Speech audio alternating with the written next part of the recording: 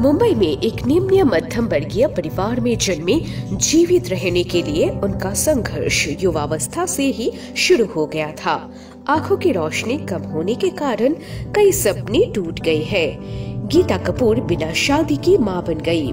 आज वो बॉलीवुड के पहले रैंक के कोरियोग्राफर हैं। उनके परिवार में से किसी का भी बॉलीवुड से कोई नाता नहीं था। वो मुंह में सोने का चम्मच लेकर भी पैदा नहीं हुई थी। वो अपनी इच्छा शक्ति के दम पर एक जूनियर आर्टिस्ट से सबकी मां बन गई है। ऐसा नहीं है कि जिंदगी में प्यार नहीं आया, लेकिन प्यार टूट गया। उनका जन्म 5 जुलाई 1973 को हुआ था। गीता को छोटी उम्र से ही नृत्य करना पसंद था और उन्होंने नियमित रूप से नृत्य की शिक्षा ली थी, लेकिन वो कभी भी तथाकथित डांसर नहीं बनना चाहती थी। वो आसमान छूना चाहती थी। वो फ्लाइट अटेंडेंट बनना चाहती थी। उन्होंने भी वैसे ही तैयारी की, लेकिन उनके आंखों की रोशनी थोड़ी कम थी। बचपन से ही उनकी दृष्टि कमजोर थी और उन्होंने 3 बार फ्लाइट अटेंडेंट परीक्षा दी, लेकिन वो हर बार परीक्षा में असफल रही। इसी बीच परिवार की बढ़ती जिम्मेदारियों से मजबूर होकर गीता 15 साल की उम्र में फराह खान के डांस ग्रुप में शामिल हो गई। इसी बीच कॉलेज में पढ़ाई के दौरान उनके पास छोटे मोटे काम के ऑफर आने लगे।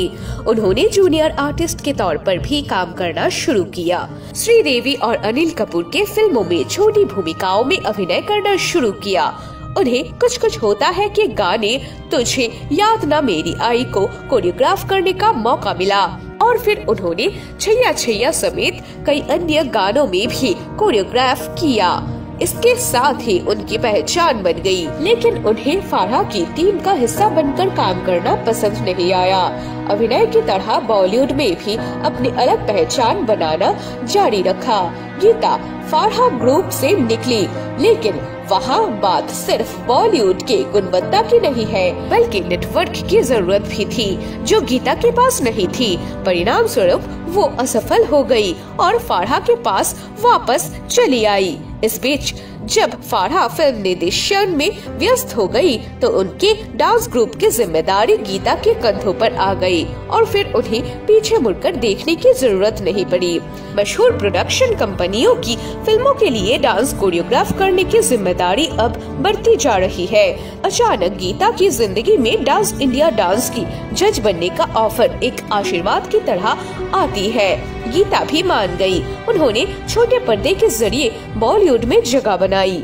गीता के एक छात्र जिसका नाम था फिरोज, उन्होंने सबसे पहले गीता को माँ कहकर बुलाना शुरू किया।